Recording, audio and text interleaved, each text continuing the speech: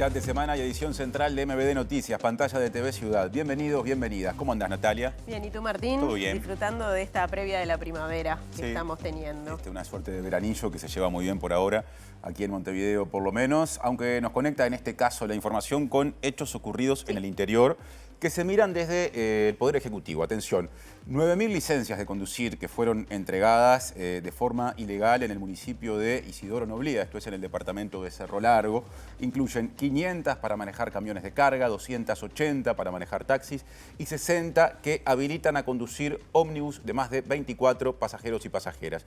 Esta información surgió de un pedido de informes que realizó a la Intendencia de Cerro Largo el edil Pablo Guarino del Frente Amplio del departamento Arachare.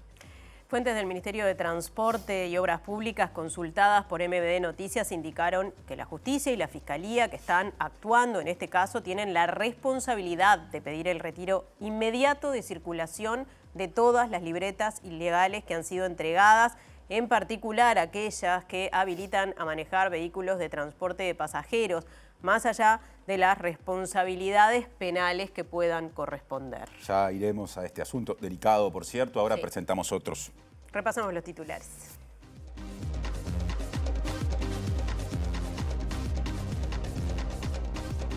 El ministro del Interior, Carlos Negro, removió de su cargo al jefe de policía de Río Negro, Sergio Solé, por expresiones de contenido político partidario realizadas este martes sobre la gestión del gobierno anterior.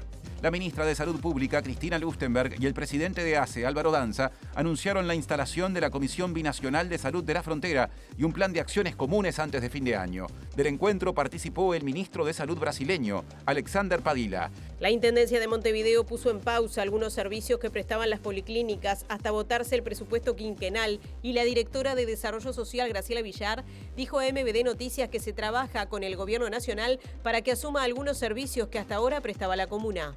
El plazo para presentar la declaración jurada del IRPF y del IAS vence este jueves 28 de agosto. Hay 40.000 personas que aún no lo hicieron y más de 300.000 personas contribuyentes que sí lo hicieron en la página web de la DGI.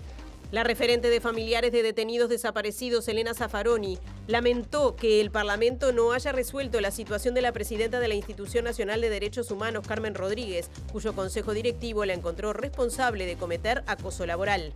Una comitiva del presidente argentino Javier Milei, que recorría las calles de Lomas de Zamora como parte de la campaña electoral legislativa vinculada a la provincia de Buenos Aires, fue atacada a pedradas y debió ser evacuada. El Supremo Tribunal Federal dispuso reforzar la vigilancia sobre el expresidente de Brasil, Jair Bolsonaro, mientras cumple prisión domiciliaria en Brasilia en el marco del juicio por intento de golpe de Estado.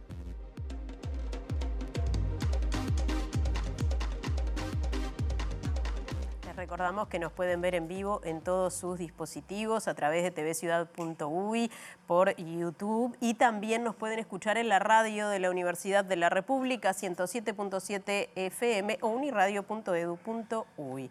Salimos del estudio, Martín. Salimos para pedir adelantos desde los móviles. Saludo primero a Martín Duarte en jornada en la que tenemos dos móviles desde sedes universitarias. Primero una cercana al Parque Rodó. Ya lo tendremos a Martín. ¿Cómo te va?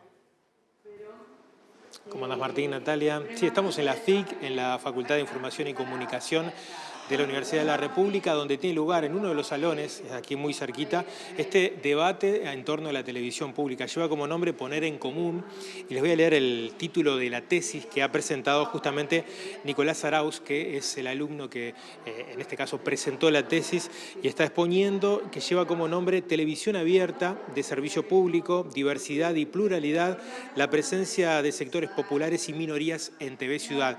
Ese es el nombre de la tesis, pero además, bueno, está planificado una mesa de debates en la que van a estar participando Pablo Álvarez, vicepresidente de Antel, Erika Hoffman, directora del SECAN, y también José María Siganda, director de TV Ciudad. En algunos minutos venimos con la palabra del estudiante y también con un fragmento de lo que esté pasando en estos momentos aquí en una de las aulas de la FIC.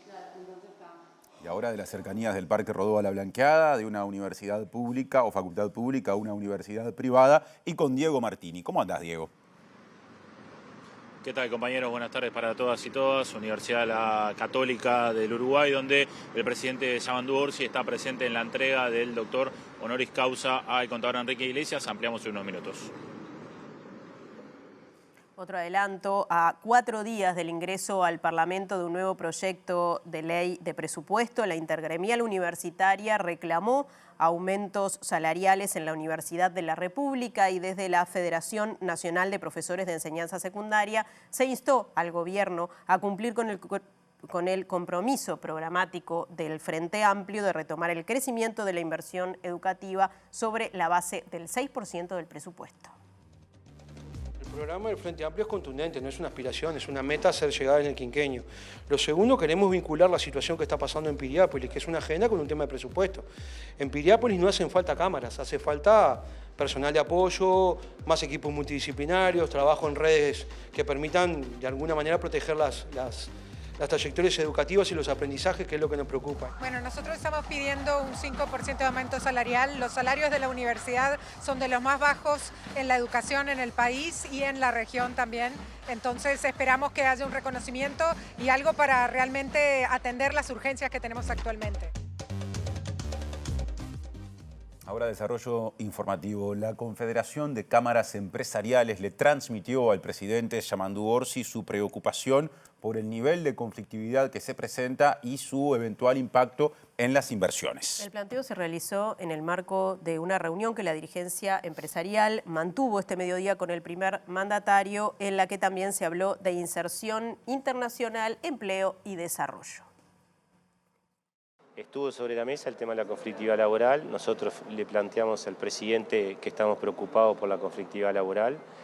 Hay algunas encuestas que están marcando de que puede haber un descenso en la inversión industrial y privada, y uno de los temas que se pone como motivo es la conflictividad laboral. Es un tema que obviamente ya saben que nos preocupa y bueno, obviamente lo hablamos con el presidente. ¿Qué respuesta recibe, presidente? No, obviamente que se entiende ese tipo de circunstancias. Obviamente se esperaba algo parecido a eso por el tema de los consejos salarios. Bueno, cuando asumí fue una de las cosas que comenté, ¿no? Hoy hay en la agenda pública muchos temas al mismo tiempo. Creemos que es una agenda que está demasiado poblada. Para hablar bien concreto, el 1%, la reducción de la jornada laboral, una cantidad de cosas que entendemos que deben ser dejadas para más adelante, porque hoy estamos justamente en la conversación por el diálogo social, que incluye otras actividades, como puede ser que van a tener impacto en el sector empresarial, como es no el caso específico de la primera infancia, pero si se requieren recursos, de algún lado va a haber que sacarlos, el tema de cuidados, el tema de protección de pasividades de los activos, y después las jubilaciones y pensiones. Entonces, obviamente hay temas que esos después se van derramando a los distintos consejos salarios. Y el ministro del Interior, cambiando de tema, Carlos Negro, removió de su cargo de jefe de policía de Río Negro a Sergio Solé por expresiones de contenido político partidario realizadas este martes sobre la gestión del gobierno anterior. Recordemos que los partidos Nacional y Colorado, los dos principales de la oposición, ya habían pedido su remoción, pero por un hecho previo, la participación de Solé en una actividad, una reunión organizada por la Mesa Política Departamental de Río Negro del Frente Amplio. El Poder Ejecutivo ha resuelto remover al jefe de policía de Río Negro, dice el comunicado emitido este mediodía por el Ministerio del Interior, luego de cesar a Sergio Solé tras varios días de polémica, iniciada el fin de semana luego de que el jerarca asistiera a una reunión de trabajo con varios ministerios, convocada por la Mesa Política Departamental de Frente Amplio. Por ese encuentro, los partidos Nacional y Colorado habían exigido la renuncia o la destitución de Solé por violar el artículo 77 de la Constitución, que prohíbe que policías de cualquier categoría participen de actividades partidarias. Sin embargo, el oficialismo desechó el planteo asegurando que dicha norma solo aplica para funcionarios en actividad y como Solé está jubilado desde hace 7 años, quedaría fuera del alcance normativo.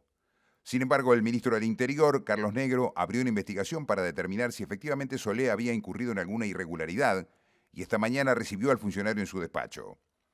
En el comunicado emitido este mediodía, el ministerio coincidió con que no se violó el artículo 77, pero advirtió que cuando se estaba realizando la investigación se tuvo conocimiento de que Solé envió un mensaje a una radio mientras era entrevistado el diputado y ex subsecretario del Interior, Pablo Abdala. El periodista leyó el mensaje que, entre otras cosas, decía: espero que le pregunten a Abdala sobre este tema que es contundente. Me acabo de enterar que algunos blancos entienden que no violé ninguna norma, pero parece que falté a la ética. si es la misma vara ética que midieron a los que mintieron en el Parlamento, entraron por el garaje de la Torre Ejecutiva, los que rompieron documentos en el piso 11, los que se robaron la mitad de Artigas y los que metieron 30 ediles en Salto Grande. Presenta UTE, porque en UTE creemos que todo lo que das vuelve. Por eso creamos el Plan Redondo. Debate sobre la televisión pública en la Facultad de Información y Comunicación, donde está Martín Duarte, que nos hacía un adelanto hace minutos el desarrollo. Martín, adelante. Feliz cumpleaños, aparte. Gracias. Muchas gracias, Natalia, muchas gracias. Se está desarrollando aquí en el Salón 212 de la Facultad este debate que cuenta, decíamos, con la participación, además, del vicepresidente de Antel, Pablo Álvarez, de la directora del SECAM, Erika Hoffman, y también del director de TV Ciudad, José María Siganda, a partir de la tesis de uno de los estudiantes, él es magíster en Información y Comunicación. Se disparó, en este caso, la investigación que hizo el estudiante a la hora de presentar esta tesis y que tiene como foco a nuestro canal y en particular el rol de la televisión pública vinculado con las organizaciones sociales o el espacio que debería tener o tiene los medios públicos con las organizaciones sociales. En ese sentido, Nicolás tomó a 10 organizaciones sociales y entrevistó a las administraciones y a las direcciones del canal en los últimos 3 periodos. A partir de esos datos y de esa información, bueno, abordó las conclusiones y la mirada que debería tener la televisión pública según lo que entiende este trabajo y en particular lo que se está poniendo ahora a consideración también de los directores actuales de los medios públicos. Si les parece, para luego ingresar en el salón, que es un salón bastante chiquito, por eso nos quedamos aquí en las afueras para no molestar, vamos a escuchar lo que decía Nicolás a propósito de las conclusiones que abordó con ese trabajo y nos metemos en el salón para ver lo que está pasando en estos minutos y también tener la palabra de los directores de los medios públicos en esta exponencia que están realizando. Propongo hacer el trabajo, una de las consignas era abordar un tema que estuviera medio en la agenda de los medios y en la opinión pública y me parecía que TV Ciudad era un tema que merecía un poquito más de profundidad porque estaba en medio de una polarización, digámosle, de gobierno y oposición, de me gusta, no me gusta, hay que cerrar TV Ciudad y me parecía que estaba bueno profundizar un poco en el tema y a su vez incluir la mirada de otros actores que tienen que ver con el canal en tanto que es un servicio público. Entrevisto a las 3 administraciones de 2015 a 2024, que es cuando llega la televisión digital y TV Ciudad se abre a la grilla de canales de televisión abierta, y entrevisto a 10 organizaciones sociales, buscando un poco el cruce de esas perspectivas. Y además trato de constatar los resultados en las entrevistas en la programación de TV Ciudad y ahí elijo una muestra de 4 programas, bueno, que un poco para eso, para mostrar cómo se incluyen, qué miradas se presentan y de qué manera también. Quizás una de las principales conclusiones es que en las organizaciones sociales no prendió mucho la idea de que los canales públicos sean un lugar al que uno tiene derecho a acceder, sino que bueno, el reconocimiento de TV Ciudad, que aparece en varias de las organizaciones, tiene más que ver con, bueno, con que responden a determinadas convocatorias, pero no lo presentan como algo que, bueno, responden a las convocatorias porque es nuestro derecho participar de esa señal. Eso me llamó la atención, un poco en base a todo esto que he leído de las ideas de autores, principalmente latinoamericanos, y más que nada es la imaginación de medios públicos que le den cabida a todas las expresiones de la sociedad. Sé que es algo muy difícil, pero bueno, tratando de buscar ese ideal, me parece que bueno, se va a lograr incluir a más gente. Me parece a veces, me gusta hacer el ejercicio que cuando se plantea el cierre, en este caso de una señal pública o de cualquier servicio público, plantearme yo o con colegas que nos dedicamos a la comunicación, qué argumentos tenemos de peso para decir esto sí, esto no, y me parece que en la medida de que las organizaciones sociales, los colectivos, la ciudadanía en general se apropie de espacios como la televisión pública, bueno, la respuesta a eso cae por su propio peso. Bueno, por allí la palabra de Nicolás, el autor de la tesis. En estos momentos ha comenzado una un momento de preguntas y de intercambio, como verán en la mesa que está integrada por los directores de los medios públicos y también por el vicepresidente de Antel, Pablo Álvarez. Franco está moderando esta actividad y bueno, se está haciendo justamente una presentación para estar concluyendo justamente con algunas preguntas de quienes están presentes en la actividad. Si les parece, les dejamos un fragmento de lo que está pasando en este momento a propósito del rol de Antel, vinculado también a sus transmisiones en streaming, lo que estaba hablando, haciendo referencia hace algunos minutos Pablo Álvarez. Pero bueno, justamente apunta la pregunta a ver qué expectativas presupuestales hay para este quinquenio y vinculado a eso, si es posible pensar en alianzas entre medios públicos para la optimización de algunos recursos. En el mismo orden, José. Totalmente, estamos charlando ya con Erika. Es totalmente natural. Y en el caso de TV Ciudad tiene un perfil muy marcado y tiene una historia diferente a la del 5, ¿no? Nació en otro momento, nació con otra cabeza, y quizás tenga una capacidad de acción que sea más ágil que la televisión nacional, que implica otro montón de cosas. Creemos que es totalmente, primero, natural, y segundo, sería absurdo no generar ese tipo de sinergia, ¿no? Hay que ver después cómo funciona eso, el perfil de cada uno, y a su vez que en las pantallas no ofrezcamos el mismo producto todo el tiempo a la misma vez. Son cosas secundarias a definir, pero desde el punto de vista de la decisión de colaborar y de sumar, totalmente. Bueno, me sumo, obviamente que estamos trabajando juntos desde el inicio de la gestión con TV Ciudad y con Antel.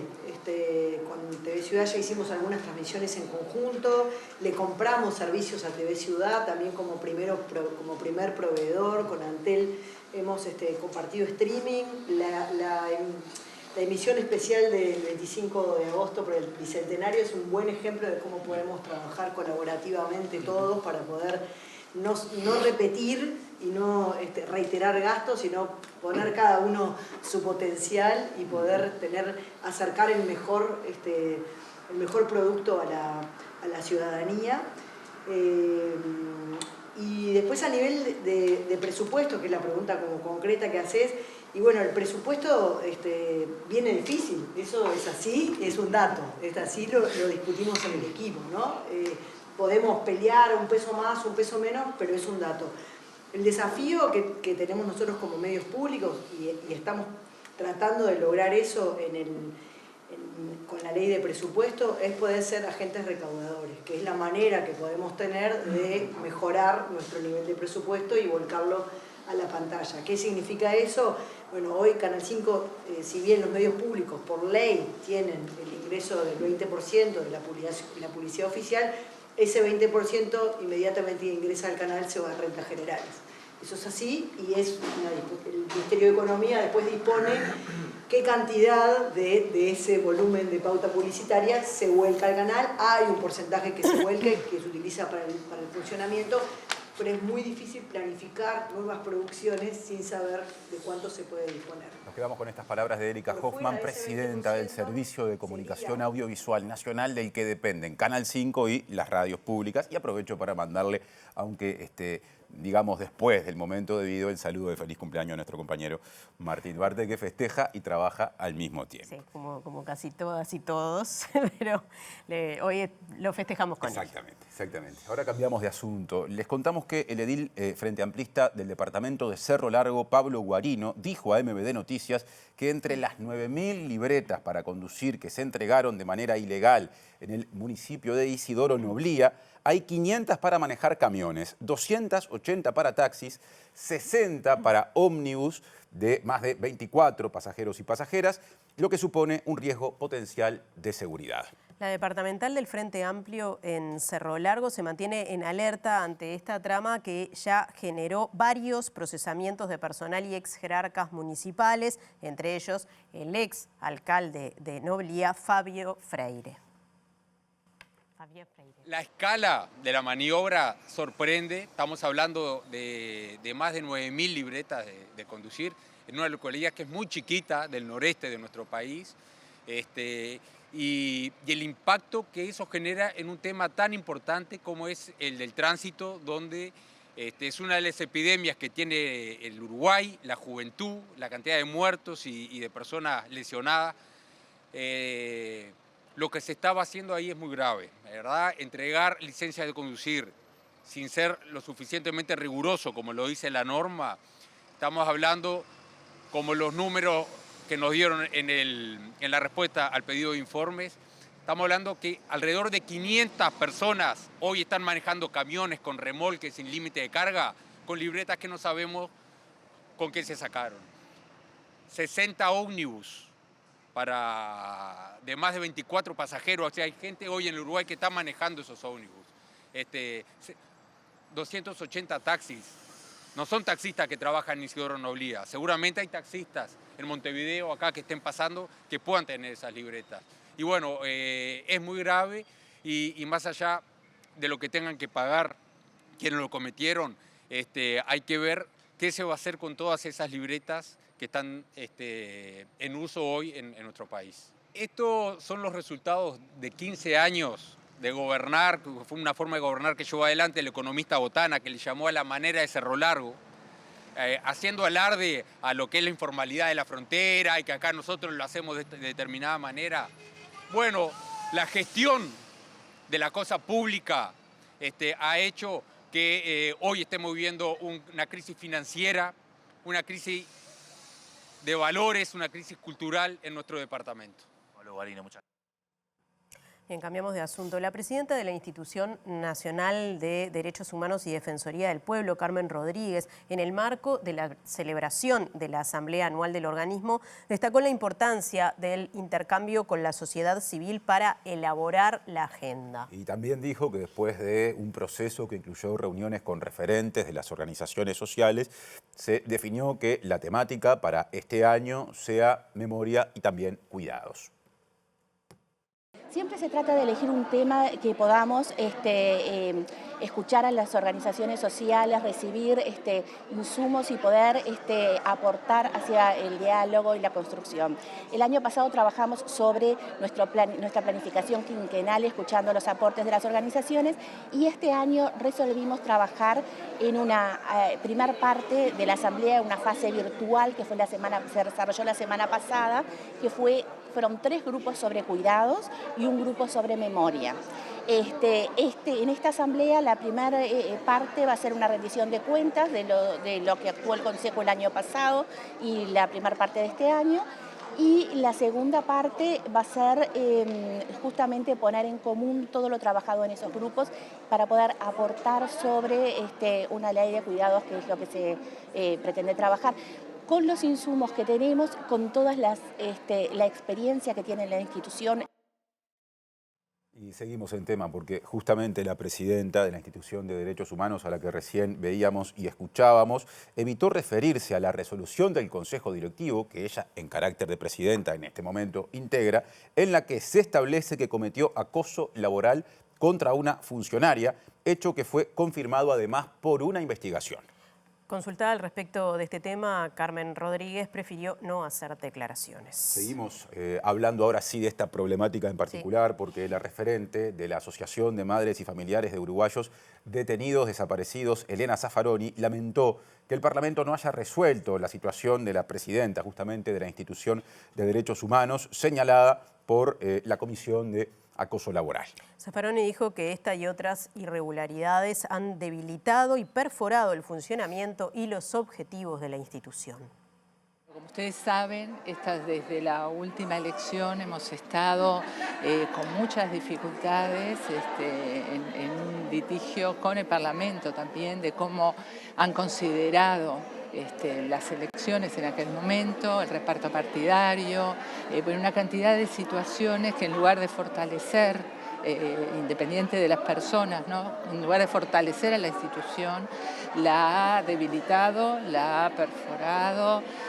Se sumó el tema de la denuncia de acoso a la directora, la que sigue teniendo la presidencia. Entonces llegamos a una asamblea que serían las instancias de intercambio fraterno y abierto y profundo, con muchos otros temas muy irregulares y preocupantes para la supervivencia de la institución. Para nosotros el ingreso de Mariana Mota, que fue la casualidad de que Wilder no podía seguir, el futuro ingreso de Petit, que son personas con un extenso trabajo en las temáticas de los derechos humanos, bueno, nos dan la esperanza y la alegría de que esté, de empezar a fortalecer esto.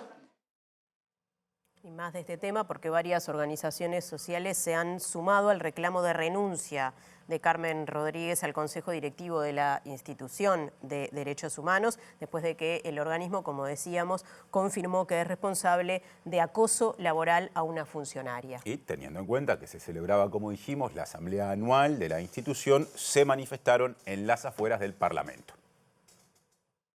Estamos diciéndoles desde la asamblea anterior que la presidenta del Consejo Directivo de la Institución de Derechos Humanos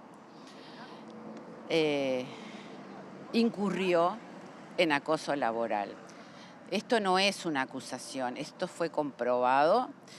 Hubo 2 informes de 2 abogados, los 2 fueron impugnados hasta que se nombró un tercer abogado vinculado con el tema y hubo 3 informes. Luego, así todo, no hubo acciones al respecto hasta que la funcionaria tuvo que recurrir a una abogada profesional y el 13 de febrero la institución saca un comunicado. El Consejo de la institución saca un comunicado diciendo que se verificaba por todos los hechos que se relataban que había sido verificado el acoso. Bueno, salimos del estudio, vamos al contacto con Diego Martini, que nos anunciaba este reconocimiento que se va a hacer al expresidente del Banco Interamericano de Desarrollo. Allí lo estamos viendo, Enrique Iglesias.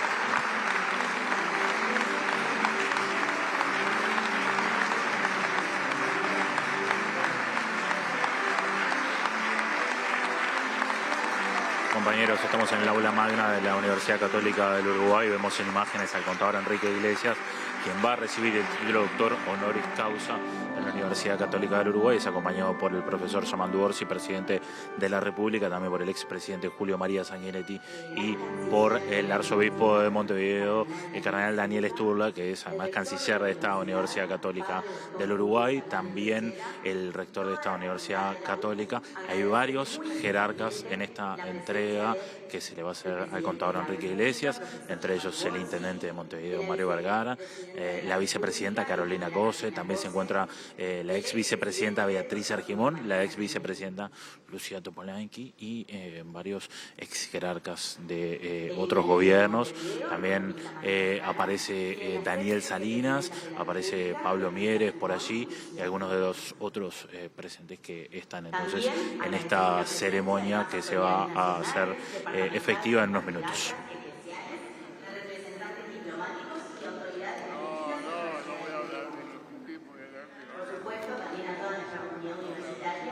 Y ahora cambiamos de asunto otra vez y reabrimos la cartelera sindical, que está movida, podríamos decir, porque la Asociación de Obreros y Empleados de CONAPROLE denunció un faltante de productos de la cooperativa tanto en Rivera como en Artigas debido, considera el sindicato, al cierre de la planta número 14 en el departamento riverense. El sindicato realizará entre el 1 y el 9 de septiembre una red de asambleas en las distintas plantas del país evaluando futuras medidas mientras aguarda una reunión con el presidente Yamandu Orsi para trasladarle los problemas que enfrentan las y los trabajadores del sector lácteo.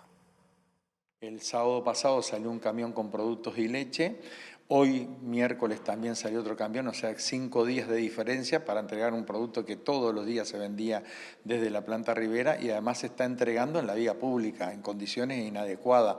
Nosotros vamos a plantear que esto es incorrecto. Tenemos la planta de Rivera que podría seguir siendo el centro de distribución, mientras tanto se dirime la situación con respecto al envasado de leche. O sea que Conaprol acá no solamente está afectando a todo el departamento de Rivera con el tema del cierre de la planta, sino también a todos los consumidores de Rivera y Artigas con la no presencia de los productos en forma cotidiana. Postres seguros no se pueden entregar en la calle para los distribuidores.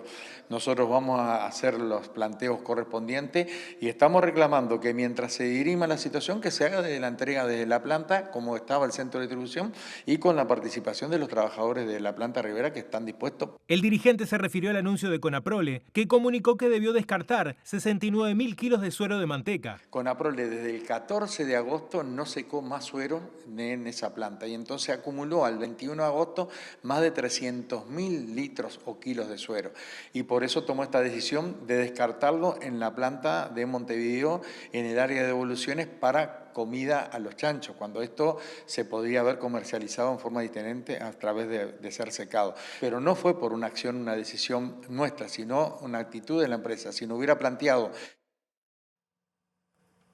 Bien, cambiamos de asunto y atención porque la Intendencia de Montevideo puso en pausa algunos servicios que prestaban las policlínicas hasta que se vote el presupuesto quinquenal y está revisando varios convenios firmados con organizaciones no gubernamentales. Habló de este asunto la directora del Departamento de Desarrollo Social de la Intendencia, Graciela Villar, que dijo que se pedirá al Gobierno Nacional que asuma algunos servicios que hasta el momento viene brindando la Intendencia de Montevideo y también dijo con respecto al apoyo a ollas populares que se va a mantener por un año, pero que irá disminuyendo con el tiempo. Ha significado revisar convenios, restringir algunos servicios. Nos da un enorme desafío también de poder articular con el Gobierno Nacional una vez que el presupuesto nacional esté en marcha, sobre todo en una división que es clave en el departamento, que es la división salud, que tiene una extensión territorial mucho mayor que la que tiene ACE hoy. Y bueno, y esto nos ha permitido, por ejemplo, en un costo enorme que tenía la Intendencia en torno a los servicios que prestaba, pero sobre todo en el tema de medicamentos, empezar una asociación que ya empezó a funcionar de que los medicamentos sean cubiertos por ACE, que el personal técnico que muchas veces nos es necesario para el desarrollo de algunas actividades podamos hoy intercambiar con ACE, pero nos ha significado dejar en pausa, digamos, algunos servicios que sí dábamos, que tenían que ver con los servicios odontológicos. Estamos revisando los convenios que tienen que ver con algunas ONG que atienden espacios dificultosos como es Usina 5. Consultada por la asistencia alimentaria que la Intendencia de Montevideo presta a 250 ollas populares en el marco del Plan ABC, Villar dijo que se está reviendo el programa y las beneficiarias porque algunas dejaron de funcionar. La idea es ir disminuyendo gradualmente ese aporte. Acordamos con el MIDES, sobre todo con la parte de alimentación, sostener esto por un año, es decir, este semestre y el próximo, con intercambio de insumos secos, que es lo que está aportando, y sosteniendo nosotros toda la infraestructura, la distribución y el tema de lo que es verduras y frutas, que estamos trabajando fuertemente en la UAN para recuperar todo eso. Presenta Mercado Agrícola de Montevideo, en el corazón de un barrio donde late la ciudad. Mercado de Historias. Mercado de Historia.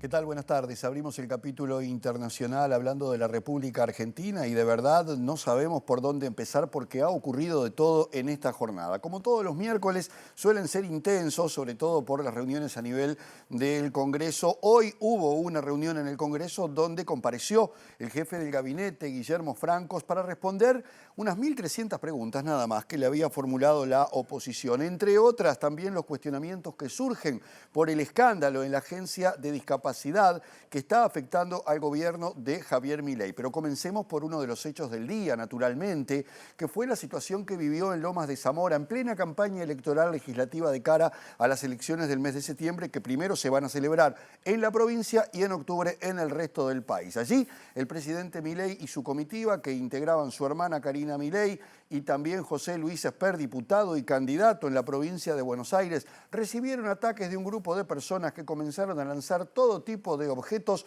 sobre la comitiva presidencial que debió ser evacuada rápidamente.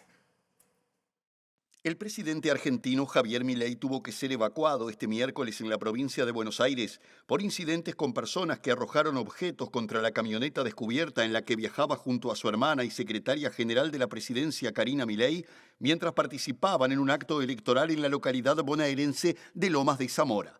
Inmediatamente todos los integrantes de la comitiva presidencial se bajaron de la camioneta blanca donde iban y se pasaron a un auto negro cerrado mientras que el diputado y candidato libertario José Luis Espert, que se encontraba junto al mandatario, debió retirarse en moto. Los manifestantes lanzaron piedras y huevos, entre otros objetos, al tiempo que la policía detuvo a 2 personas por el ataque a la camioneta, mientras que la ministra de Seguridad, Patricia Bullrich, aseveró que el kirchnerismo organizó un ataque al presidente, poniendo en riesgo a la gente y a las familias que lo fueron a acompañar, señalando que para recuperar algo de poder siembran violencia y caos. El presidente argentino se pronunció a través de la red social X, responsabilizando a los cucas, como se refiere despectivamente a los seguidores del kirchnerismo, a quienes calificó de tirapiedras carentes de ideas que recurrieron otra vez a la violencia, al tiempo que llamó a votar en las legislativas. Pero esto no termina acá porque se conocieron nuevos audios del destituido titular de la Agencia de Discapacidad, Diego Spagnuolo, que comprometen seriamente al gobierno de Milei y precisamente a su hermana Karina, así como también a Eduardo Lule Menem, uno de los hombres más cercanos al presidente. Milei dijo hoy, por primera vez habló del tema, que todo esto es una mentira creada, es una operación, al igual que lo dijo el jefe del gabinete en el Congreso, Guillermo Francos. Sin embargo, los analistas políticos en Argentina entienden que este es uno de los golpes más duros que ha recibido el gobierno de Milei y que todavía no se sabe cómo va a repercutir tanto a nivel electoral como de aquí al futuro. En medio del escándalo judicial que desató la filtración de audios del ex titular de la Agencia Nacional de Discapacidad, Diego Spagnuolo, sobre coimas del gobierno para la compra de medicamentos, este miércoles salieron a la luz nuevos mensajes de voz comprometedores para el oficialismo. Estoy cobrando 2 mangos y no puedo meter la mano y cobrar. Se lo escucha decir al funcionario destituido de su puesto al frente del organismo hace una semana, del total de 7 nuevos audios filtrados en los que se oye al exfuncionario quejarse de su salario declarado y el poco margen que le dejaba la Secretaría General de la Presidencia para manotear dinero de la caja, según dijo.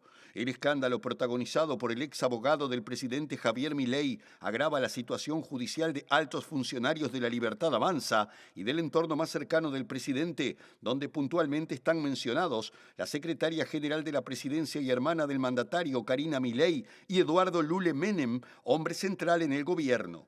La información fue difundida este miércoles en el programa de streaming Data Clave de Carnaval Stream, en donde su conductor Mauro Federico aclaró que la persona que estuvo distribuyendo este material es alguien de la más extrema proximidad con el presidente Javier Milei y que hasta llegó a dormir en la misma cama. Los nuevos mensajes de voz filtrados corresponderían al mes de julio del 2024, precisó el periodista, donde Spagnuolo se refiere en términos escatológicos y sexistas a la imposibilidad de ganar más dinero a través de maniobras que no podía llevar adelante por el afán de otros funcionarios. La Administración Nacional de la Educación Pública, ANEP, informó que dejó sin efecto el proyecto piloto en el Liceo José Luis Invernici de Piriápolis Maldonado, que implicaba el control de asistencia estudiantil a través de reconocimiento facial.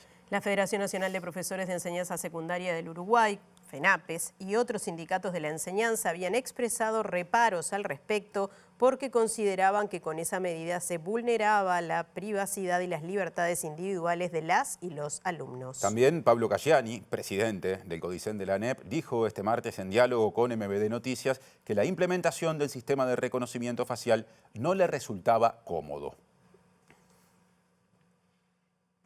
Y el secretario general de la Federación Nacional de Profesores de Enseñanza Secundaria, Emiliano Mandacen, dijo que aspiran a que el Poder Ejecutivo cumpla con el programa del gobierno del Frente Amplio y asigne el 6+1 del Producto Bruto Interno a la educación y la investigación en la ley presupuestal que enviará este domingo al Parlamento. También dijo que el anterior gobierno le asignó a la educación entre 4,5 y 4,9% del Producto Bruto Interno, según cómo se haga la cuenta.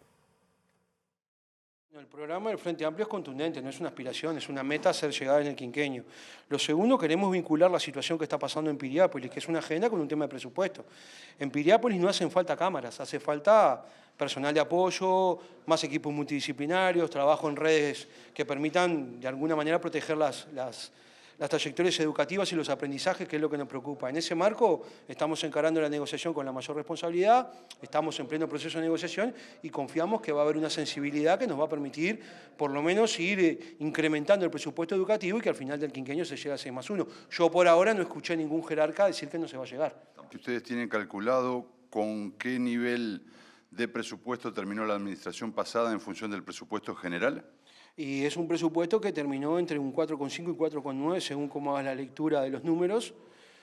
Hubo una pérdida presupuestal muy importante y en secundaria se lo usó como variable de ajuste, o sea, fue el subsistema que más ajustó, el que no tuvo déficit, y el superávit de 500 millones de pesos que hubo en secundaria se lo tiró a tapar el déficit de otros subsistemas dentro de la ANEP. Ese es el dato que podemos manejar por ahora. Estamos hablando de que de piso la administración tuvo un déficit de unos 27 millones de dólares y se licuó un fondo de inasistencia de unos 1.600 millones de pesos. Esa es la realidad, los números puros y duros. Ahora cambiamos de asunto. Les contamos, siguiendo en la agenda de reclamos presupuestales vinculados a la enseñanza o la educación, que la intergremial universitaria, que integran los sindicatos de personal no docente y también docente de la Universidad de la República y además la Unión de Trabajadores del Hospital de Clínicas, se movilizó este mediodía frente al Ministerio de Trabajo y Seguridad Social en reclamo de un incremento salarial de 5%. Sostienen que ese ajuste permitiría paliar la pérdida salarial que acumulan y denuncian que integran la repartición del sector público con los salarios más sumergidos. Bueno, nosotros estamos pidiendo un 5% de aumento salarial. Los salarios de la universidad son de los más bajos en la educación en el país y en la región también. Entonces esperamos que haya un reconocimiento y algo para realmente atender las urgencias que tenemos actualmente. ¿Cuántos trabajadores, funcionarios estamos hablando que tendría este 5%, Álvaro? Bueno, nosotros a nivel no docente representamos a más de 6.500 funcionarios y a nivel docente más de 10.000 docentes en todo el país. Y eso que atiende una población de 140.000 estudiantes. ¿Hace cuánto vienen en esta situación de salarios sumergidos y de pérdida salarial? En el último periodo, el último quinquenio, hubo una pérdida salarial significativa. Al fin del periodo se nos dio un ajuste que nos hizo llegar a lo que estábamos en 2019. Entonces hemos estado perdiendo en todo este periodo y los que están en condiciones más precarias, digamos, son los grados 1 y 2, que tienen salarios muy bajos, son la mayoría del plantel docente y son los que sostienen realmente el funcionamiento de las carreras y de la universidad. ¿Cuánto ronda un salario, un grado 1, un grado 2? Bueno, en el caso de un grado 1, promedio 20 horas son 18.000 pesos. En Antel, llévate un Antel Box con la mejor conexión para que puedas ver todo lo que quieras de manera fácil, rápida y directa.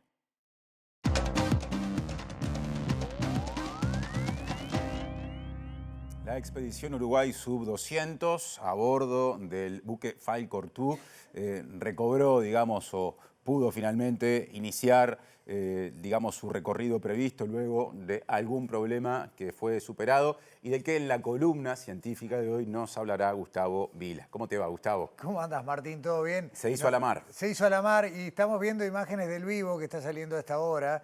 Y yo creo que si nos ponemos a mirarlo nos va a pasar lo que le pasa a todo el mundo, que quedamos como hipnóticos, ¿no? Es es algo un poco adictivo, a pesar de que puede haber imágenes como esta, porque si no se ve tanto, pero empezás a buscar los detalles, y bueno, y por eso fue que después que zarpó el día 22... Hablando de detalles, se ve alguna cosa. Claro, te corto no, porque por eso, es que empezás, y más en, y más en una pantalla de este tamaño, claro. Pirás como loco. Pero me contabas. No, te decía, el barco se fue el 22 de acá de Montevideo, el viernes pasado, empezó a transmitir en esa madrugada, todo, y ya ahí arrancamos con un problemita que no lo teníamos muy claro, y es que el ROV, el vehículo de operación remota, el que nos da todas estas imágenes, el que más conocemos, no tenía funcionando su cámara 4K. Bueno, se hizo esa primera bajada a escasa profundidad, 140 y pocos metros, como para probar que todo funcionaba bien. Igual ya estuvo buenísima, pero fue una prueba. A la noche de ese día, cuando ya se hacía la bajada número 2, que iba a durar 8 horas y tenía mejores profundidades y iba a hacer un recorrido desde el centro del cañón del Río de la Plata y iba a trepar por una ladera y va a variar como más de 300 metros entre el inicio y el fin del recorrido. Había subido 20, 30 metros, pim, se corta la transmisión y lo que vimos todo que vuelve a subir el ROV, interrumpido mucho antes de tiempo. Se había roto una vez más la cámara 4K. Muy bien. Termina ese punto 2, vamos al punto 3. Cuando están a punto de bajar el ROV, de gol, pero a punto, sí. Dicen, se rompió el barco, volvemos a Montevideo. Una lástima. De vuelta, bueno, y ahí se invierte prácticamente 2 días de misión porque se había roto lo que se llama, en inglés, o el nombre es A-Bridge, o sea, un puente en forma de A, que para decirlo en criollo, en la parte de atrás del barco en la popa es como una grúa, como si fuera un arco de fútbol que baja y es lo que se usa para subir cargas pesadas. No es el que se usa para el ROV, porque ese sale del costado del barco. Pero bueno, estaba suelto, se rompió, representaba un riesgo para la navegación tener una pieza de ese tamaño suelta en el barco. Tuvieron que venir, volver a puerto, esperar para ingresar. A las 11 de la noche empezaron a arreglarlo. A las 5 de la mañana del día siguiente partieron de nuevo. Y recién esta madrugada pudimos tener la primera emisión completa. Ya sin dificultades. Claro, Full HD, como dicen, ¿no? Cuando vas a comprar un televisor, las 8 horas que estaban previstas, con la calidad de imagen que tiene que ser, el 4K completito. Y ahora estamos viendo ya la segunda de esas bajas. Todavía no salió del cañón del Río de la Plata. ¿Te acordás que lo vimos la otra vez? Son 7 cañones y todavía estamos en el primero. Y esto es así, ojo, no hay ningún atraso ni nada. Simplemente que hay tanto para ver a distintas profundidades, ver cómo varía el lecho, cómo varía la fauna en estos ámbitos, cómo se dan acumulaciones de corales. Había unos micro jardines bentónicos, tal el nombre. Bentónico es cuando está en el fondo del mar. Ajá.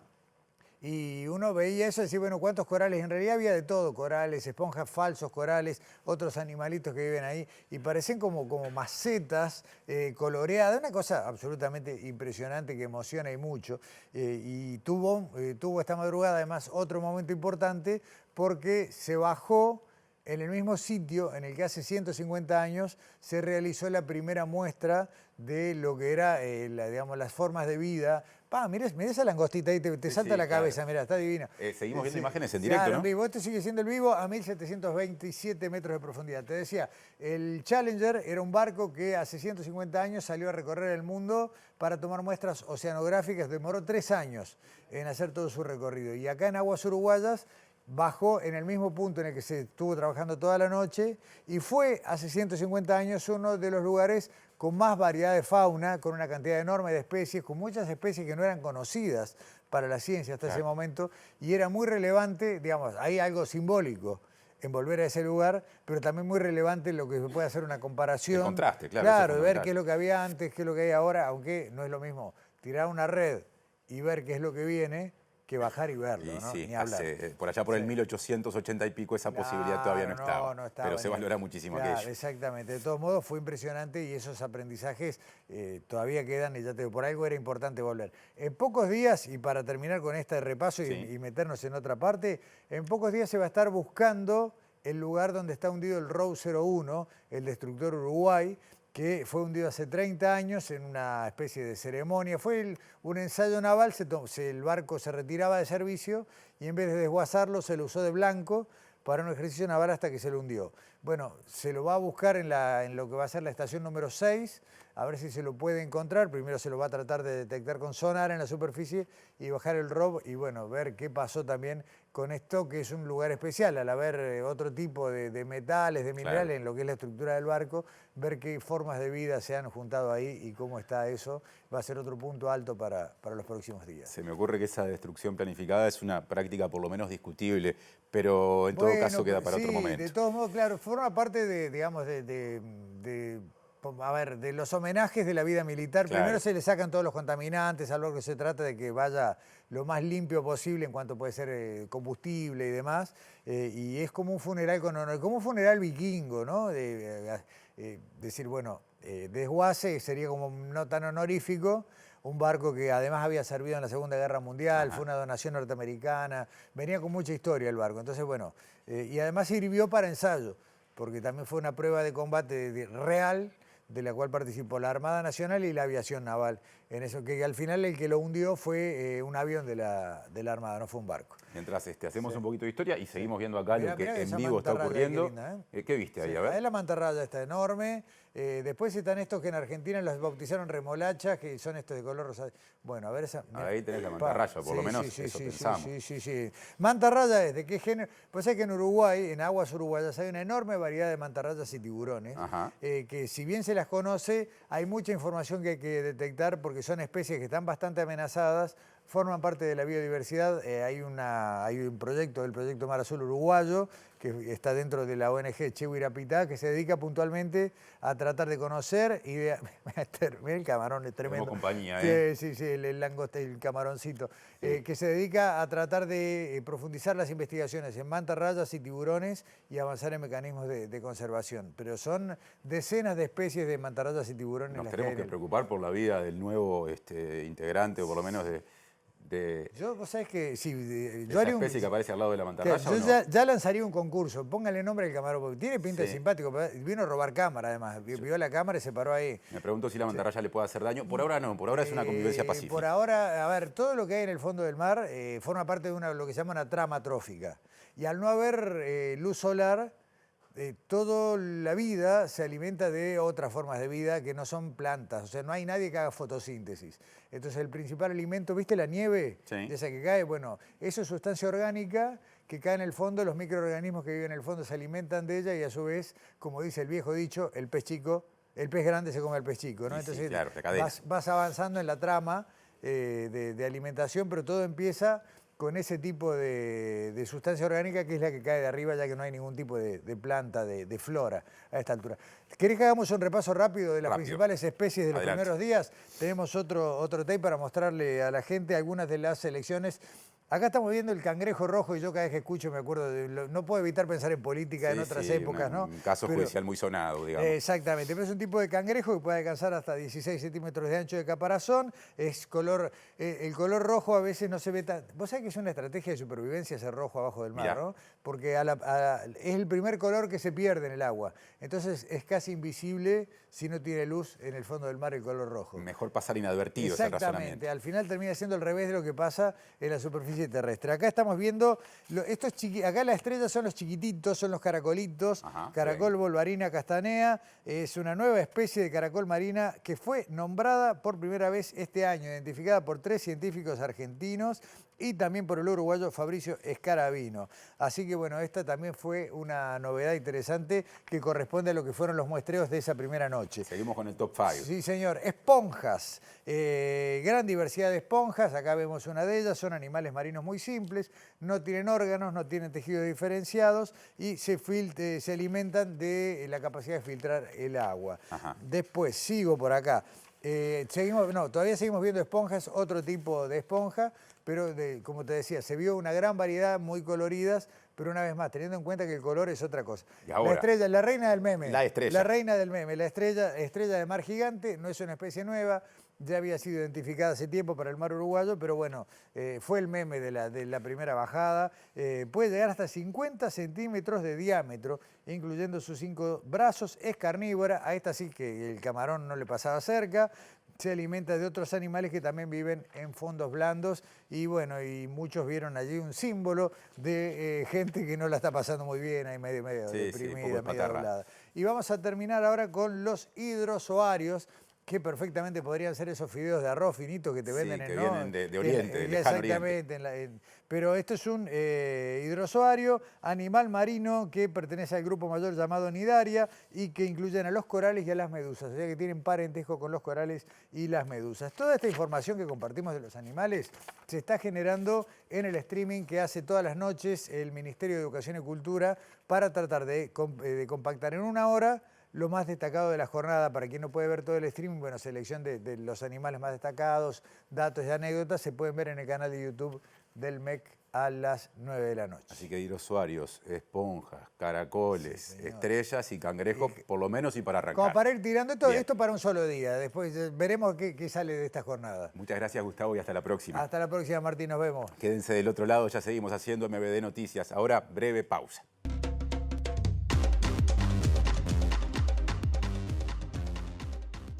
Presenta Asociación de Funcionarios Portuarios.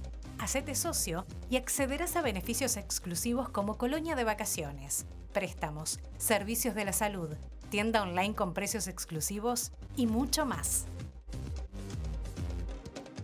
Tercer bloque de la edición central de MBD Noticias. Ahora, agenda de la salud, porque precisamente la ministra de Salud Pública, Cristina Lustenberg, anunció la creación, la instalación de la Comisión Binacional de Salud de Frontera y también la creación de un CTI neonatal en el Hospital de Rivera. En el marco de un encuentro binacional con su par brasileño, del que también participó el ministro de Relaciones Exteriores, Mario Lubetkin, Lustenberg confirmó que para finales de este año se garantizará la atención en Rivera y Santana do Livramento. Antes de fin de año sí vamos a tener la primera concreción de atención binacional.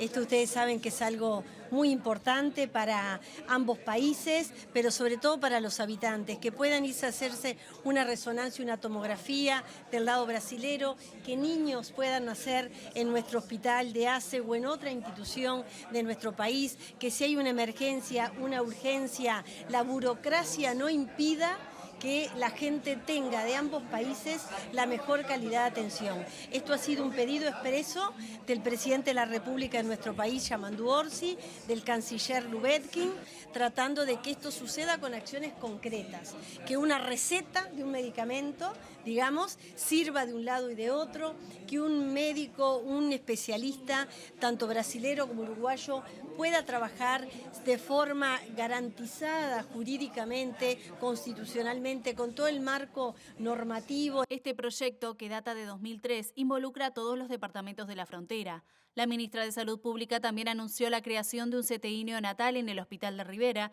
que busca fortalecer la complementariedad con los centros de salud privados y atenderá a los recién nacidos de Uruguay y Brasil que requieran esta atención y así evitar traslados a lugares más lejanos. La obra hay que hacer muy poca cosa de la infraestructura, de hecho ya la nursery está equipada con mucho apoyo de la sociedad civil. Hoy el presidente de ACE ha sido claro, en conjunto con el doctor Eduardo Ferracini, que es el director del hospital, quedaron rápidamente a hacer los llamados para médicos neonatólogos, para licenciadas de enfermería, auxiliares de enfermería, eventualmente un licenciado o licenciada en fisioterapia, auxiliares, los recursos humanos. Vamos a estar haciendo los llamados por parte de la Administración de los Servicios de Salud del Estado en los próximos meses para que el CTI comience a funcionar a partir de enero del año 2026. Salimos del estudio. En este momento el presidente de la República, Yamandu Orsi, entrega este reconocimiento honoris causa al ex presidente del Banco Interamericano de Desarrollo, Enrique Iglesias, con 95 años de edad. Está sucediendo ahora en la Universidad Católica. Allí está Diego Martini. En el día de hoy. Sí, así es, compañeros y compañeras, se acaba de entregar entonces el premio honoris causa de la Universidad Católica del Uruguay al contador Enrique Iglesias. Es el primer honoris causa que entrega la Universidad Católica en su historia y por eso también toda la importancia de que estén aquí varias autoridades, entre ellas el presidente Yamandu Borsi y la vicepresidenta Carolina Cose, entre otros. Escuchamos entonces a Enrique Iglesias, el economista y político uruguayo con tanta importancia en el mundo, que con sus 95 años está recibiendo este premio. De conocimiento y de vida en la sociedad y con la sociedad. Es el recuerdo que yo guardo de aquellos años estupendos que pasé compartiendo la enseñanza en la universidad con mis amigas y amigos. Muchos no están hoy con nosotros, pero están todos en el recuerdo y en el afecto. Vivimos tiempos de cambio acelerado. Nuestras certezas y nuestras convicciones están siendo desafiados desde distintos ángulos. Por el lado de la generación y transmisión de conocimientos, la universidad moderna debe competir con una amplia gama de centros de investigación, los fascinantes desafíos de la revolución científica y tecnológica que abren a la sociedad moderna posibilidades insospechadas en el pasado y que de alguna manera hace que la participación de la universidad en la sociedad del conocimiento se convierta en una pieza clave para entender el presente y para proyectar el futuro.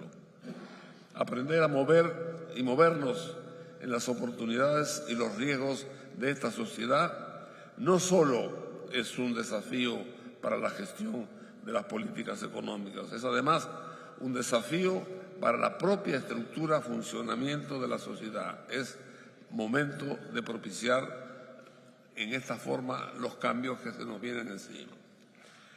En el campo de las transformaciones y valores, cuanto más se profundiza en la avalancha y en los avances del conocimiento y la tecnología, más se interpela la ética y la cultura.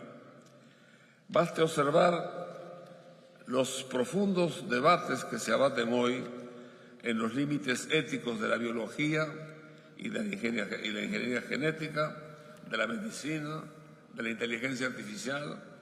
En todo ese campo es clara la vinculación dinámica que hay entre la generación del conocimiento y la prevalencia de los valores que tenemos que defender. Bien, escuchábamos entonces allí a Enrique Iglesias, expresidente del Banco Interamericano de Desarrollo y un referente para muchas y muchos en nuestro país y en el mundo. Sí, claro. Allí recibiendo este reconocimiento. Vamos a cambiar de asunto. El director del Hospital Pereira Rosell, Gustavo Yaqueto, dijo que se está logrando bajar los tiempos de espera de cirugías que estaban acumuladas mediante la complementación con los bloques quirúrgicos de otros centros asistenciales. Y este martes comenzaron a hacerse cirugías de ligadura tubaria en el Hospital del Cerro.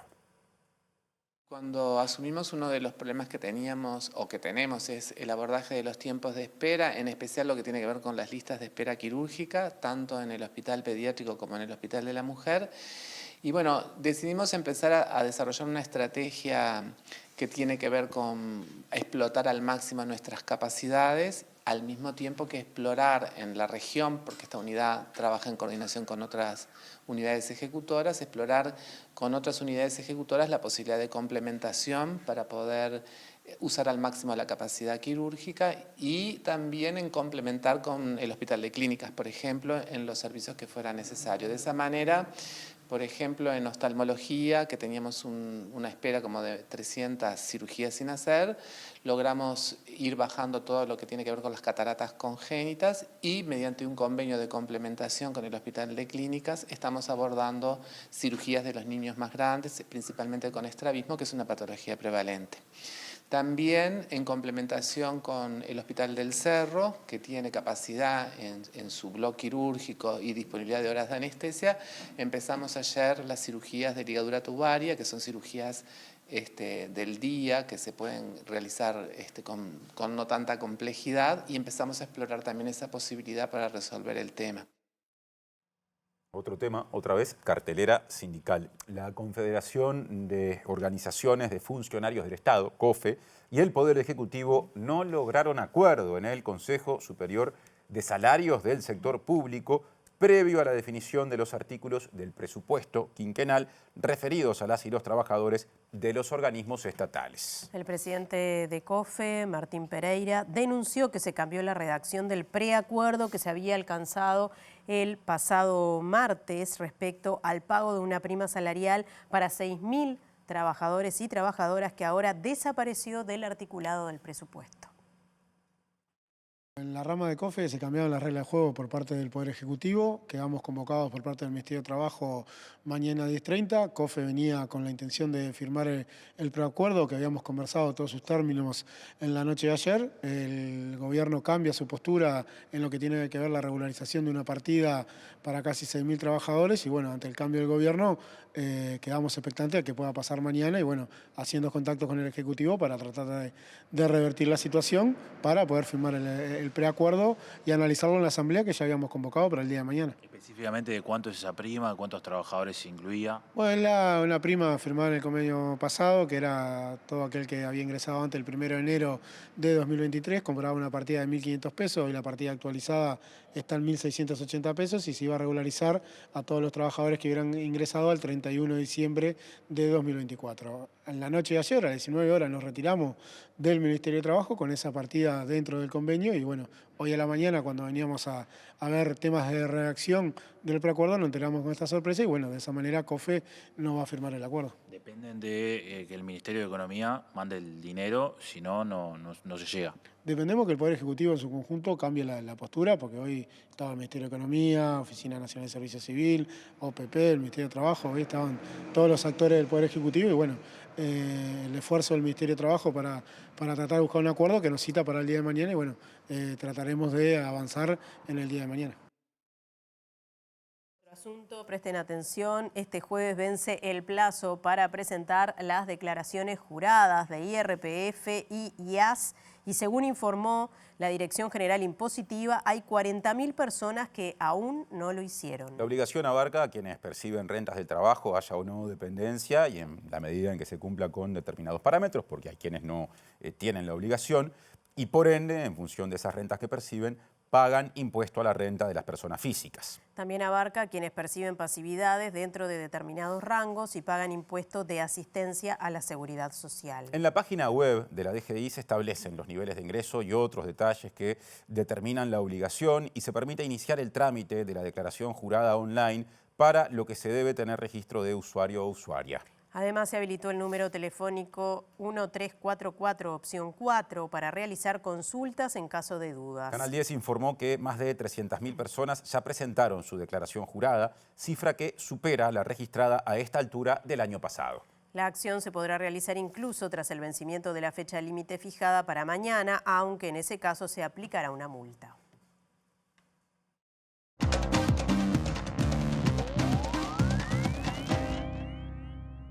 Bien, retomamos el capítulo internacional, pero nos vamos a Brasil porque la justicia de ese país determinó una vigilancia continua sobre el expresidente Jair Bolsonaro, fuera y dentro de su domicilio, donde está llevando a cabo prisión domiciliaria, valga la redundancia en este caso, pero ante el temor que se tiene de que se produzca una fuga. Todo esto está alimentado por una serie de situaciones que se han dado previas, como por ejemplo la transgresión de Bolsonaro sobre las restricciones que tenía impuestas por la justicia y también el lobby y la campaña que su hijo Eduardo, residente en los Estados Unidos, está haciendo junto al gobierno de Donald Trump para tratar de evitar una situación que parece prácticamente ya consolidada, que es la acusación que recae sobre Bolsonaro. Se acercan los alegatos finales, de ahí el miedo de la justicia de que Bolsonaro se fugue.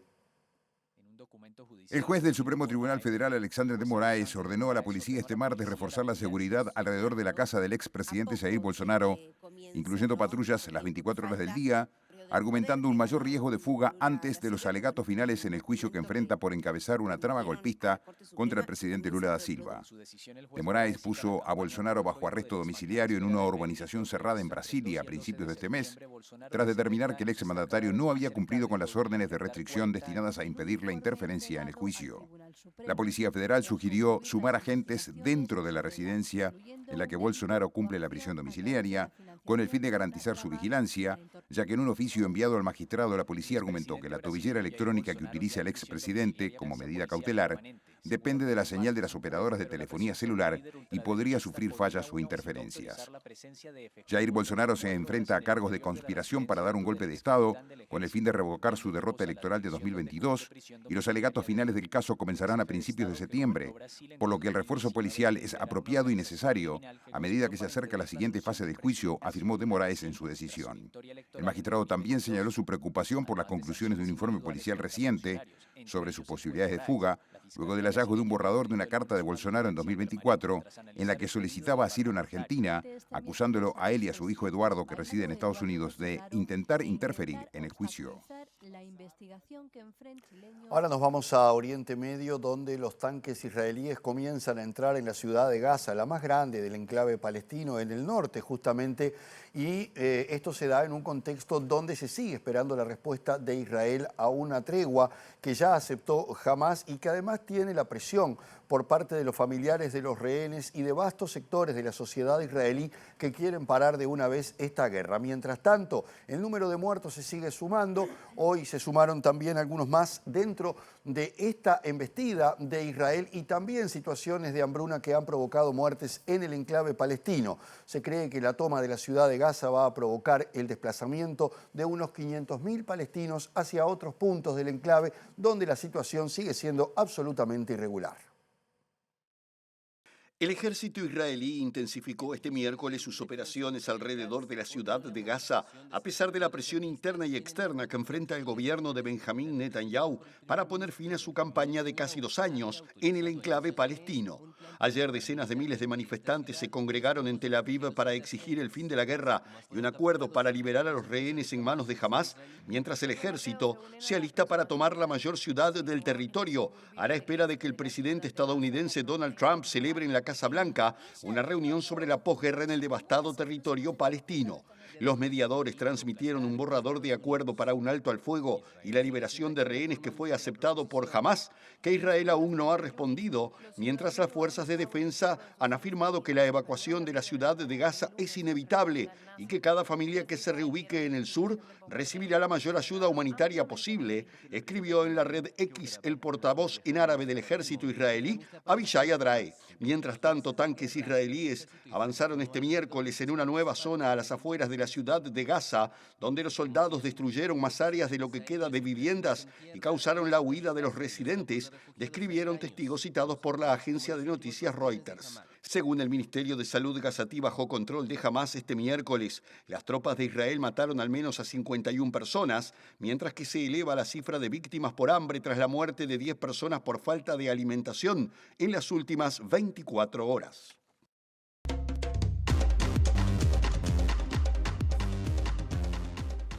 Último bloque, Martín. Sí, claro, y aquí estamos para repasar una última información importante, porque les contamos precisamente que más de 160.000 personas se registraron en todo el país al cierre de las inscripciones para participar del programa Uruguay Impulsa, Trabajo y Capacitación. Esta iniciativa, que sustituye al programa Jornales Solidarios que se implementó en el anterior periodo de gobierno, está destinada a fortalecer la inserción y reinserción laboral de personas en situación de vulnerabilidad en todo el país. El mayor número de inscripciones se registró en el departamento de Montevideo, con 30,09% del total, seguido por Canelones, que alcanzó 14,78%. Durante esta semana, el Banco de Previsión Social verificará la información presentada por los inscriptos y el próximo viernes 29 a la hora 15 se realizará el sorteo público entre las personas habilitadas en dependencias del Ministerio de Trabajo y Seguridad Social. El programa cuenta con la participación del Ministerio recién mencionado y también del de Desarrollo Social y del Instituto Nacional de Empleo y Formación Profesional y el Congreso de Intendentes. En esta primera edición, 5.500 personas podrán participar en actividades que se desarrollarán entre septiembre y diciembre de este año. Y ahora pronóstico del tiempo de última semana de agosto con temperatura que se va elevando para Montevideo y área metropolitana, empezando por lo previsto para mañana, jueves 28 del presente, con por la mañana un pronóstico que dice cielo algo nuboso y además neblinas, y por la tarde y la noche nuboso con periodos de algo nuboso. Temperaturas extremas pronosticadas, una mínima en este caso de 8 grados y una máxima de 23. El viernes 29 estará algo nuboso y nuboso, en la mañana con periodos de cubierto y en la tarde algo nuboso y nuboso. La temperatura mínima será de 11 grados y la máxima de 23. Puerta de salida, les dejamos con lado B en la pantalla de TV Ciudad y a su término volveremos con la edición en síntesis con lo más importante de esta jornada en materia informativa. Mañana el reencuentro con las noticias será a las 8, a las 13 y a las 18:30. Hasta mañana, que pasen bien. Que pasen bien.